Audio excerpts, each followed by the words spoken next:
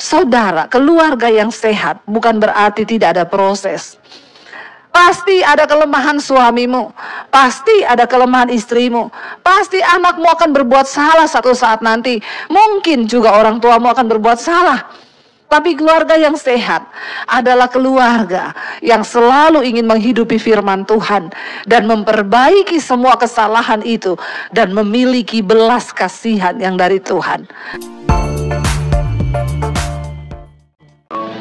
Kami sungguh bersyukur Tuhan atas setiap anugerah-Mu di hidup kami. Bahkan kami ada hari ini semua karena anugerah Tuhan. Tidak ada satupun di hidup kami yang kami dapat bukan karena anugerah-Mu Bapa. Karena itu kami datang hari ini.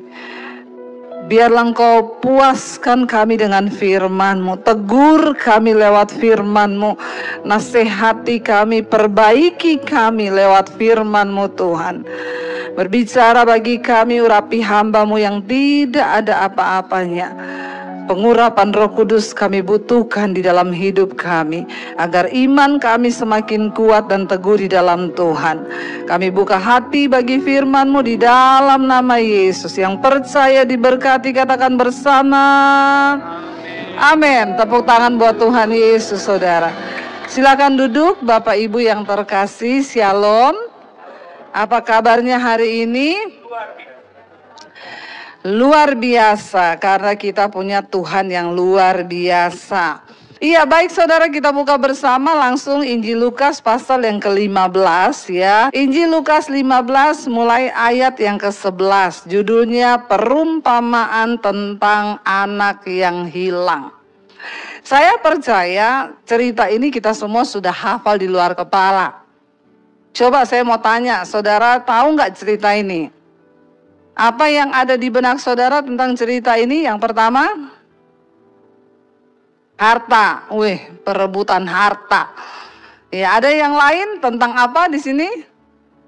Anak hilang. Ya, memang itu judulnya. Anak hilang ya. Apalagi maksudnya yang saudara tahu ya?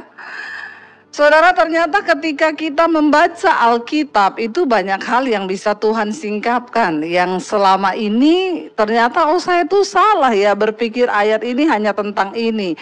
Saya pun ketika membaca lagi ini, ada banyak pemahaman dan pewahyuan yang baru yang Tuhan berikan. Ya, walaupun khotbah itu sudah kita khotbahkan, kadang ya Tuhan bukakan sesuatu yang baru. Ya, di hari-hari yang lain sesuai dengan apa yang dibutuhkan oleh jemaat. Ayat yang ke-11, Injil Lukas 15 ayat 11 berkata begini, kita baca bersama 1, 2, 3. Yesus berkata lagi, ada seorang mempunyai 2 anak laki-laki. 12, kata yang bungsu kepada ayahnya, Bapa, berikanlah kepadaku bagian harta milik kita yang menjadi hakku. Lalu ayahnya membagi-bagikan harta kekayaan itu di antara mereka. Saudara, kira-kira kita punya anak, kita masih hidup, anak kita datang dan ngomong, "Pak, saya mau minta harta bagianku. Toh juga pasti papa mati. Daripada saya tunggu papa mati, bos sekarang aja dikasih." Yang namanya warisan itu harusnya kan diberi setelah orang tuanya meninggal.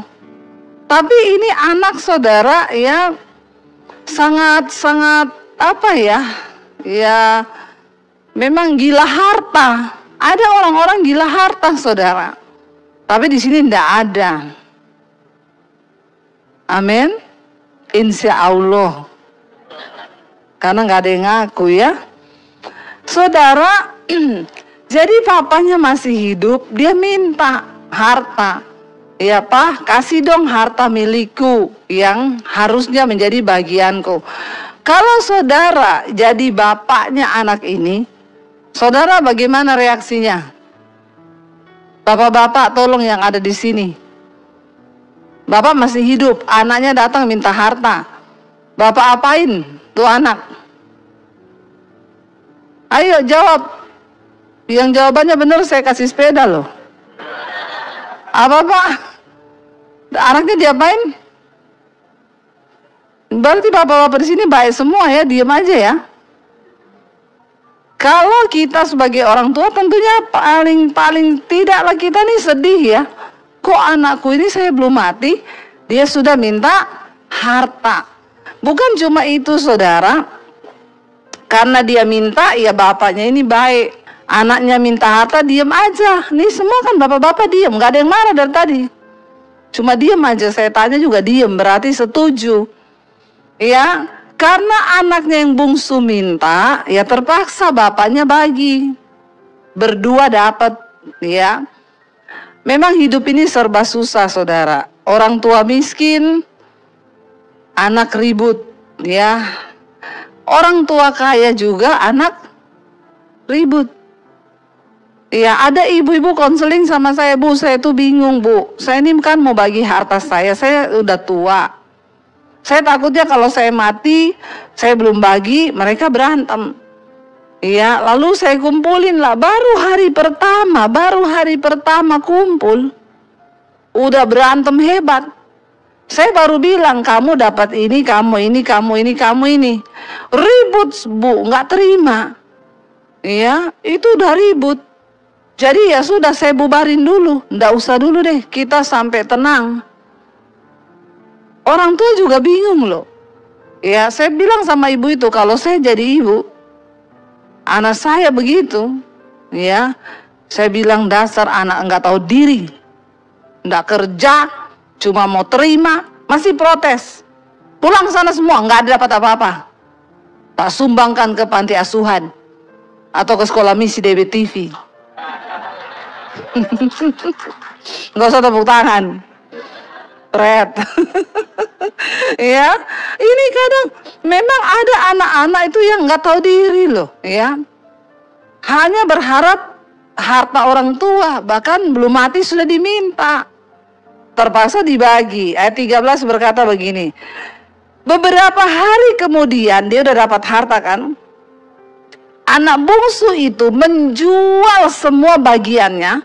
Lalu dia pergi ke negeri yang jauh. Di sana ia hidup memboroskan harta miliknya itu dengan hidup berfoya-foya. Ya, ini banyak anak-anak muda sekarang ini begini. Pokoknya mereka itu berfoya-foya, menghabiskan uang. Ya, apalagi dengan adanya media sosial sekarang, banyak orang itu pura-pura kaya. Lebih susah pura-pura kurus daripada pura-pura kaya. Jadi tidak usah pura-pura. Kalau pura-pura kurus itu kita difoto cuma tahan napas. Fotonya agak atas, sudah di-upload kelihatan kurus. Tapi habis itu 5 menit nggak tahan tuh tahan napasnya, habis itu gendut lagi. Tapi kalau pura-pura kaya, saudara ya, lihat orang pakai bermerek, kita juga pakai. Nggak masalah kalau memang kau bisa. Itu uang halal dan kau tidak utang. Amin. Jangan sampai kau utang, apalagi pinjol. Aduh ya, innalillahi wa inna ilaihi rajiun. Benar saudara, jangan, hidup ini apa adanya saja. Ya nggak dilarang kalau kau memang cukup, beli aja. Tapi jangan sampai yang bikin berdosa hasil utangan, apalagi hasil nipu orang. Ya, mau pura-pura kaya akhirnya terjebak sendiri. Capek hidup ini. Ingat, hukum fisika berkata tekanan berbanding lurus dengan gaya. Makin banyak gayamu, makin banyak. Bilang kanan kiri, jangan banyak gaya. Dia pergi jual saudara. Dan dikatakan dia berfoya-foya, dia habiskan semua uang itu. Ayat 14, setelah dihabiskannya semuanya, timbullah bencana kelaparan di negeri itu. Dan ia pun mulai melarat. Bukan miskin. Ini di bawahnya miskin. Melarat. Larat, rat-rat. Orang kalau sudah melarat itu di bawahnya miskin. Ya, makan aja susah saudara. Dia tidak tahu ternyata keadaan ini bisa berubah. Tiba-tiba terjadi bahaya bencana kelaparan. Dunia ini berubah. Makanya kalau saudara punya uang, ya, ayo rajin harus pintar bisa mengelola keuangan. Ya, yang pertama tentunya menabur. Amin. Enggak ada yang amin, disuruh menabur. Biasa aja mukanya. Baru dengar kata menabur sudah. Ya, kunci untuk Anda menuai adalah menabur, ya. Saudara, ini anak enggak pintar mengelola keuangan. Ya, di masa muda dia dapat harta yang dia nggak cari. Memang banyak sekarang anak-anak itu karena hidupnya sudah terlalu enak, mereka nggak ngerti kerja, nggak ngerti cari duit itu susah. Cari duit susah apa enggak? Ya, kalau ada yang bilang gampang, cari duit itu susah loh. Nggak usah jauh-jauh, coba saudara jalan dari ruangan ini ke sana ke depan, cari duit, dapat nggak? Ya, lihat di jalan ini ada duit enggak ya? Susah cari duit itu. Suami, uangmu dicari istri aja susah, iya enggak? Ibu-ibu yang suka cari duit di rumah, ya, di lipatan-lipatan kantong suami.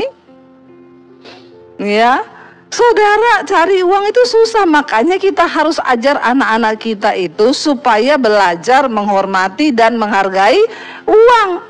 Ini anak nggak pernah diajar. Makanya begitu dapat sekian langsung habis sekian, dibelanjakan semua. Nggak ngerti akan ada bencana, kelaparan dan lain sebagainya. Kita bersyukur hari ini Indonesia dijagai Tuhan. Amin. Tidak ada bencana kelaparan. Ya, beras naik karena mau lebaran. Dan juga banjir di mana-mana. Jadi gagal panen. Tapi bersyukur tidak terjadi kelaparan. Ya, kita bersyukur justru di masa-masa sulit seperti ini, saudara yang berlebih bagi sembako sama orang miskin. Amin. Jangan beli tas terus. Amin. Aminnya yang rela. Bagi sekali-sekali, nggak usah beli LV. Ya, dia punya cadangan buat LV, beli buat sembako, bagi sama orang miskin. Aminnya terpaksa. Itu baru hidupmu tuh jadi berkat, saudara. Ya, dikatakan di sana tiba-tiba datang bencana kelaparan dan dia menjadi melarat karena tidak punya persiapan apa-apa. Ya, makanya orang tua bekali anak-anak kita, sebab harta itu tidak menjadi jaminan kebahagiaan. Lalu anak ini, saudara, melarat. Ayat 15, saat dia sudah melarat, baru dikatakan begini ayat 15. Lalu ia pergi dan bekerja pada seorang majikan di negeri itu. Orang itu menyuruhnya ke ladang untuk apa? Menjaga babinya. Setelah melarat, baru pikir cari kerja. Ya, jangan sampai seperti itu anak muda sekarang. Tuhan itu beri kau banyak potensi dalam dirimu. Kembangkan itu. Ya, jangan mager hari-hari ini lihat handphone terus setengah hari, habiskan waktu lihat handphone nih anak-anak sekarang nih. Ya, nggak mikir masa depan. Kembangkan dirimu, banyak hal dalam dirimu yang bisa digali. Ya, jangan cuma main handphone, habiskan waktu, sudah melarat baru pengen cari kerjaan. Dari sekarang mulai mikir. Tapi anak-anak sekarang itu ya baru lulus SMP, SMA, udah party-party, mabok-mabok, baru lulus SMA ini.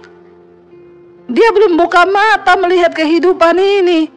Ya, kau juga jangan sibuk pacaran anak muda, masih SMP udah ganti-ganti pacar, SMA, ya. Makan tuh cinta. Dek, ternyata cinta tidak seindah yang kau bayangkan, Dek. Kau pikir setelah nikah makan cinta kenyang? Anggaplah ini makmu yang lagi marah-marahin kau. Ya, karena makmu di rumah nggak bisa marah-marahin kau.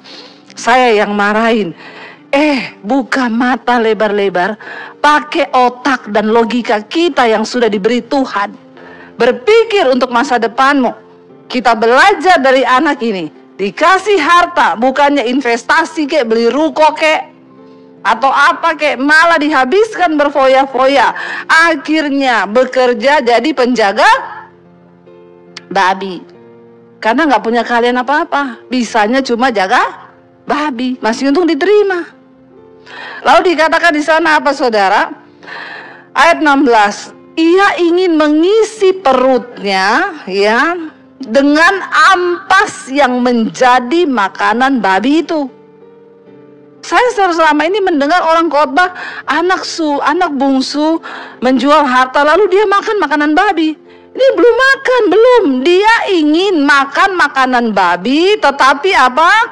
Tidak seorang pun yang memberikannya kepadanya. Bayangkan loh, cuma pengen makan ampas babi. Nggak bisa, karena nggak ada yang kasih. Kasihan nggak nasibnya? Melarat memang, pengen makan makanan babi, nggak bisa. Cuma pengen makan makanan babi, tetap nggak bisa. Lalu saudara dikatakan di sana, akhirnya dia mulai menyadari saudara, ya merenung orang itu, kalau sudah ada di titik kesulitan hidup, melarat, harusnya banyak-banyak merenung. Apa yang salah ya dengan hidupku? Jangan sebaliknya iri sama orang yang sukses. Belajar dari kisah hidup orang, renungkan hidupmu, kenapa aku begini? Bertanya kepada Tuhan, apa yang salah dari diriku saudara? Ayat 17 gini, lalu ia apa? Menyadari keadaannya.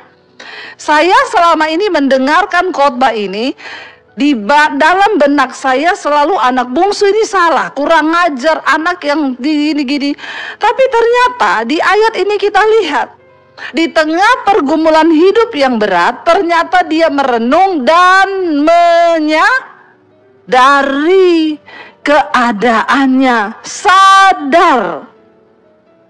Ya, sadar. Orang itu yang penting sadar aja. Dikatakan di sana, dia berkata begini saudara, katanya, betapa banyaknya orang upahan Bapakku yang berlimpah-limpah makanannya, tetapi aku di sini apa? Mati kelaparan. Dia baru ingat dari kecil dia lihat bapaknya punya banyak pegawai. Tapi pegawainya itu di rumah makan berlimpah-limpah, dikasih makan sama bapaknya. Lah aku di sini mati kelaparan karena pengen makan makanan babi saja, kalah saing sama babi. Nggak bisa. Dia babi lebih berharga dari dia. Nggak dikasih makan dia. Bayangkan saudara. Lalu dia sadar akan hal itu.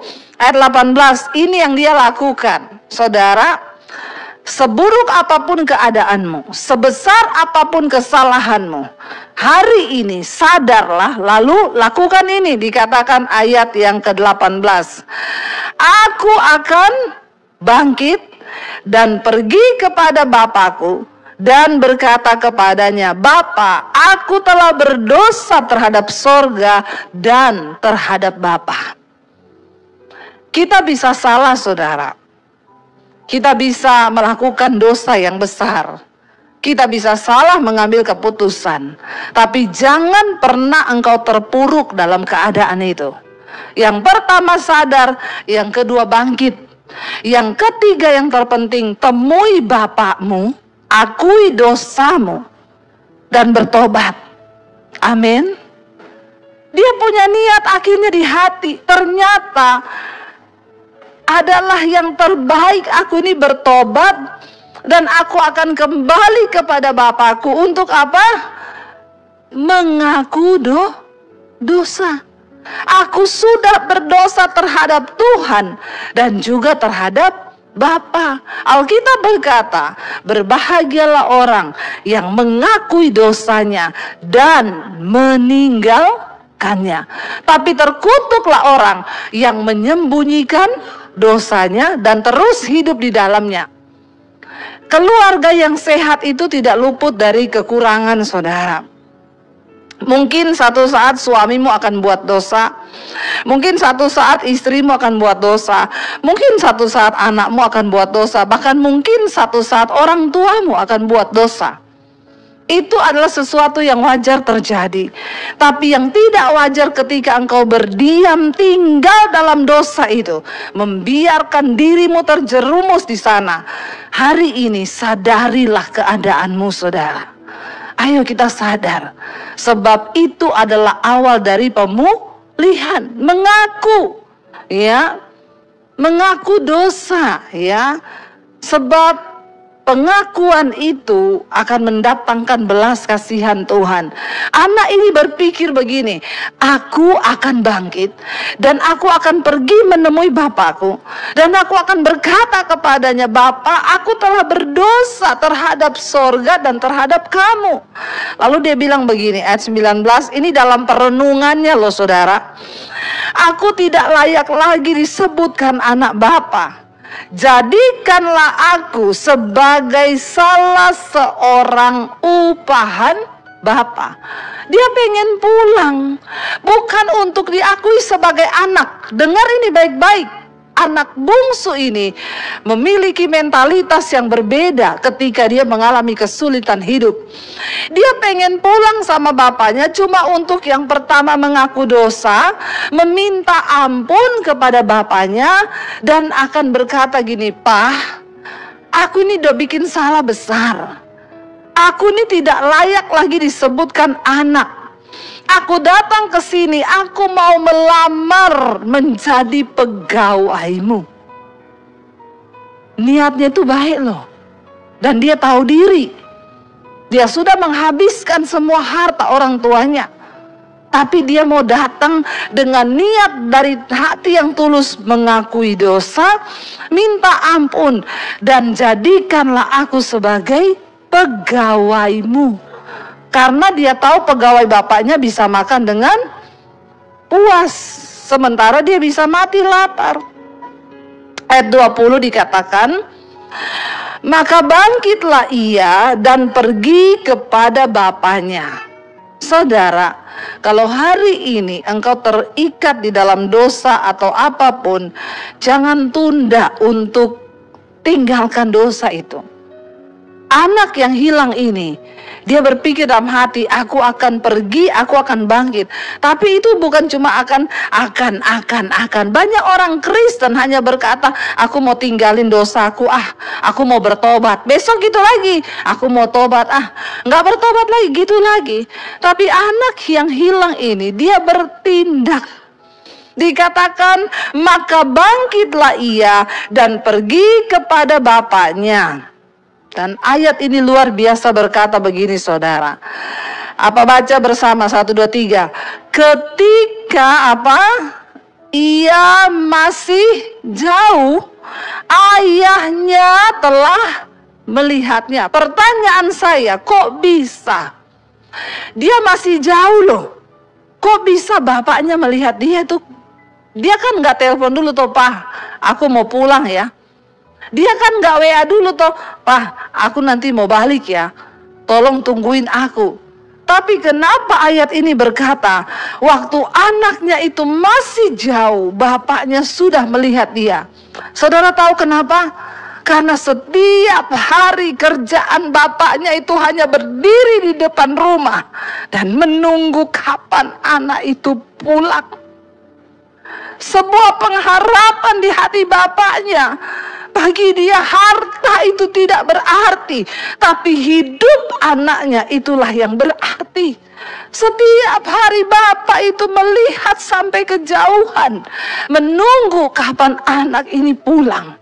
Percayalah saudara, apapun keadaanmu hari ini, Tuhan itu tunggu engkau datang secara pribadi, datang di kakinya untuk tersungkur. Karena Tuhan selalu menunggu kapan engkau balik, kapan engkau datang anakku. Aku pengen peluk engkau dan beri kasih itu.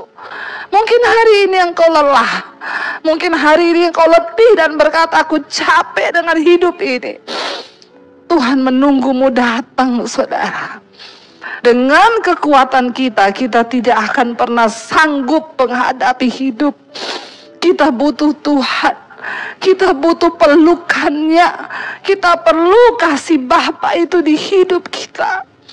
Dia tunggu engkau. Dia setiap hari berdiri menanti anak itu datang. Karena itu Alkitab berkata, masih jauh. Anak itu masih jauh. Tapi Bapa melihat dia datang. Satu kerinduan Tuhan yang tidak dapat tergantikan dengan uang atau persembahan apapun. Yang terbaik yang bisa kita berikan kepada Tuhan adalah persembahan hidup yang kita bawa kepada Dia dan berkata, ini aku Tuhan. Aku mau menyenangkan hati Bapa. Dia nggak peduli berapa yang sudah dihabiskan oleh anak itu. Tapi dia menunggu, dan menunggu. Kapan engkau datang kembali kepada Dia. Jangan pergi terlalu jauh. Kembali kepada Tuhan. Dia tunggu engkau balik, saudara. Ketika Bapa itu melihat dia masih jauh, lalu tergeraklah hatinya oleh belas kasihan. Tuhan itu penuh dengan belas kasihan. Ayahnya itu dikatakan apa, saudara? Dia berlari. Dia tidak tunggu anak itu datang. Dia berlari menyambut anak itu. Dia berlari, saudara, karena belas kasihannya. Dia berlari mendapatkan anak itu. Lalu dia merangkul dan menciumnya. Tidak peduli seberapa besar luka yang dilakukan oleh anak itu kepada bapaknya. Bapaknya merangkul dia, saudara. Dia merangkul anak itu dan dia menciumnya. Lalu dia berkata kepada anak itu. Anak itu berkata kepadanya begini, Bapa, aku telah berdosa terhadap sorga dan terhadap engkau, Bapa. Dan aku ini tidak layak lagi disebutkan anak Bapa. Tetapi ayah itu berkata kepada hamba-hambanya, lekaslah bawa kemari jubah yang terbaik, pakaikanlah itu kepadanya, dan kenakanlah cincin pada jarinya dan sepatu pada kakinya. Kenapa, saudara? Dan ambillah anak lembu tambun itu, sembelihlah dia, dan marilah kita makan dan bersuka cita. Sebab anakku ini telah mati dan menjadi hidup kembali. Ia telah hilang dan didapat kembali. Maka mulailah mereka bersukaria. Dia diberikan jubah yang terbaik. Dipakaikan cincin yang termahal. Kenapa? Karena begitu Bapak itu hatinya senang karena ada satu anak yang dia tunggu selama ini akhirnya pulang kembali. Nggak peduli berapa banyak harta yang sudah dia habiskan. Karena bagi bapaknya memiliki segala-galanya. Dia beri harta itu, dia nggak pernah kehilangan karena uang terus datang lewat usahanya. Tapi dia lebih peduli akan kehidupanmu, saudara. Tuhan itu tertarik dan dia tunggu hidupmu yang engkau persembahkan bagi dia. Lalu dia sembelih anak lembu tambun, mereka bersukaria. Karena bapaknya bilang, dia harusnya mati, tapi dia kembali. Itulah kasih Tuhan kepada kita. Saudara, apakah hari ini anakmu berbuat dosa dan engkau tidak bisa mengampuni? Apakah hari ini bapamu berbuat dosa dan engkau nggak bisa mengampuni? Apakah suamimu hari ini berbuat dosa dan engkau tidak bisa mengampuni? Mari kita belajar dari Tuhan. Ini adalah sebuah perumpamaan yang Yesus berikan, saudara. Untuk orang-orang yang mau kembali sekalipun engkau terhilang. Sebesar apapun dosamu, ingat, pertobatan. Itu yang menyenangkan hati Tuhan. Akhirnya saudara, mereka bersukaria berpesta karena anak yang hilang ini kembali kepada Bapa. Anak yang tadinya mati ini kembali kepada Bapa. Tetapi dikatakan di sana ayat 25, anaknya yang sulung ya pulang saudara, yang berada di ladang, dan ketika ia pulang dan dekat ke rumah, ia mendengar bunyi seruling dan nyanyian tari-tarian. Anak yang sulung pulang, ada pesta apa ya di rumah Bapak? Lalu dia bersegera datang, dia memanggil salah seorang hamba dan bertanya kepadanya, apa arti semua ini? Lalu hamba itu menjawab, adikmu telah kembali dan ayahmu telah menyembelih anak lembu tambun karena ia mendapatkannya kembali dengan sehat. Maka saudara, apa yang dikatakan ayat 28? Marahlah anak sulung itu dan ia tidak mau masuk. Bayangkan, yang satu pulang, yang satu ini mau pergi, tidak mau masuk. Dia cuma di luar, nggak mau masuk rumah. Lalu dikatakan di sana apa? Lalu anaknya itu tidak mau masuk, tetapi ayahnya apa? Keluar. Jadi bapaknya yang keluar mendapati dia, karena dia ngambek, dia nggak mau masuk rumah. Bapaknya keluar mendapati dia, saudara, dan bapaknya berbicara dengan dia. Tetapi ia menjawab kepada ayahnya. Dia bilang kepada ayahnya begini, telah bertahun-tahun aku melayani Bapak, dan belum pernah Bapak itu aku melanggar perintah Bapak. Tetapi kepadaku belum pernah Bapak berikan seekor anak kambing untuk bersuka cita dengan sahabat-sahabatku. Tetapi baru saja datang anak Bapa yang telah memboroskan harta kekayaan Bapa bersama dengan pelacur-pelacur. Maka Bapa menyembelih anak lembu tambun itu untuk dia. Apa yang salah dengan anak sulung ini, saudara? Dia tidak bijaksana dan dia lupa, saudara, bahwa selama ini dia bersama-sama dengan bapaknya.